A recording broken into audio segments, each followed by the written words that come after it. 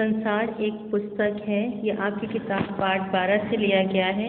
इसके कवि हैं, इसके लेखक हैं जवाहरलाल नेहरू जी, जिन्होंने अपने मित्र को एक पत्र लिखते हुए कहा कि मैं जब तुम मेरे पास होती हो तो तुमसे बहुत कुछ कह पाता हूँ, लेकिन जब तुम दूर होती हो तो और बहुत कुछ कहने को मन करता है।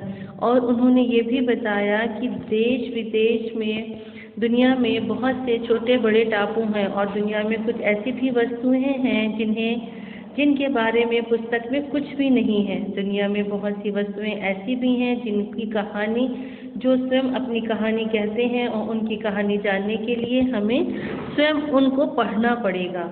जैसे कि इस चित्र में पहाड़ और ये दरिया और ये पेड़, उगती हुई दरिया में घास, ये कुछ न कुछ अपनी कहानी बता रहे हैं।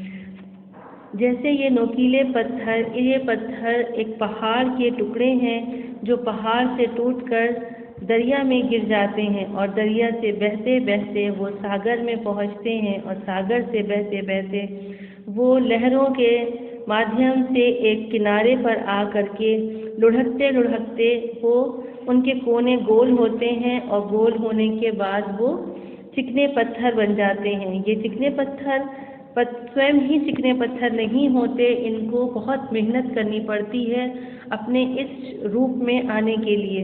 ये पत्थर पहाड़ों से टूटकर गिरते हैं दरिया में बहकर, फिर सागर में जाकर और फिर किनारों पे आकर के वो इस तरह के दिखते हैं। वो कितनी मेहनत करते हैं इस रूप में आने के लिए और बहुत संघर्ष वाला जीवन बिताते हैं।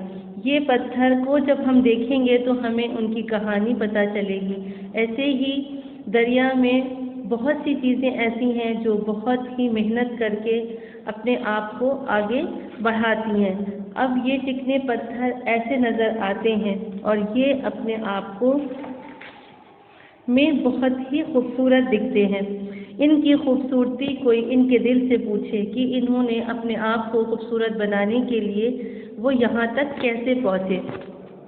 ऐसे ही इस कवि में, इस पाठ में कवि जो हैं लेखक हमें ये बताना चाहते हैं कि हमें स्वयं भी अपने आप को सुंदर बनाने के लिए, अपने मन को सुंदर बनाने के लिए बहुत ही संघर्ष वाला जीवन व्यतीत करना पड़ता है और हमें भी मेहनत करके आगे बढ़ना पड़ेगा। तब ही हम एक हीरे की तरह अपने आप को चमका पाएंगे और हम चमकदार और